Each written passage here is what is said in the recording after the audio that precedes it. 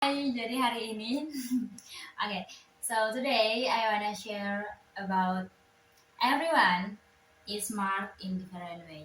Saya akan mengawali dengan pernyataan seperti ini. Pernah nggak sih kalian itu merasa bodoh karena nilai matematikamu tuh lebih rendah dari teman-temanmu yang lain? Atau kamu merasa kayak, kenapa ya saya ini tidak seperti dia yang pintar public speaking? Or kamu bilang, kenapa saya tidak sehebat seperti dia yang tidak pandai dalam bermain musik? Nah, kadang-kadang dalam kehidupan kita sering membandingkan diri kita dengan orang lain. Kenapa saya tidak sepintar dia di bidang itu? Padahal ada sebuah teori namanya adalah multiple intelligence. Di teori ini dikembangkan oleh seorang profesor namanya Howard Gardner. Jadi Howard Gardner ini mengemukakan bahwa everyone have a different intelligence.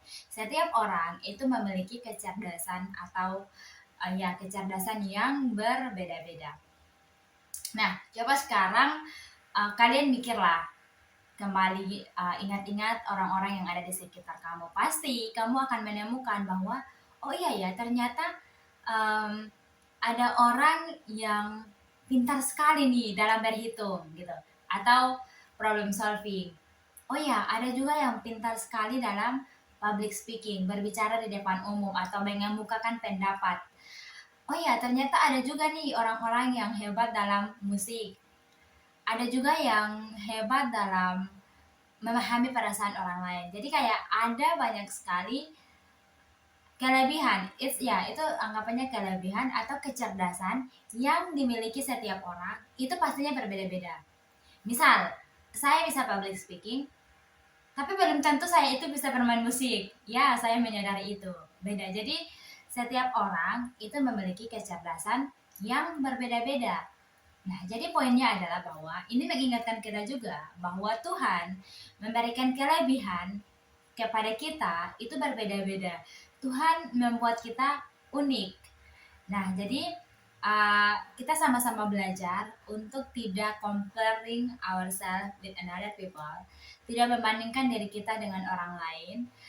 Kita tetap melihat kira-kira saya ini kemampuannya saya itu di bagian mana. Kemudian kita tidak hanya tahu, tetapi kita mungkin bisa mengembangkan kemampuan itu. Misal, kalau misalnya saya Tuhan kasih kemampuan public speaking, maka saya akan berlatih tuh dengan public speaking, misalnya like MC atau presentasi, jadi moderator. Nah, itu bentuk latihan meningkatkan kemampuan kita itu. Or misalnya kita pintarnya di problem solving or mathematics. Jadi di matematika ya belajar latihan soal, drill dan lain-lain. Kemudian mungkin kayak mengikuti olimpiade atau lain-lain lah seperti itu. Atau misalnya kamu hebatnya di bagian musik, ya udah kamu tekonin bakatmu atau kecerdasanmu di bagian itu, begitu. Jadi mari kita sama-sama belajar untuk tidak comparing ourselves with another people.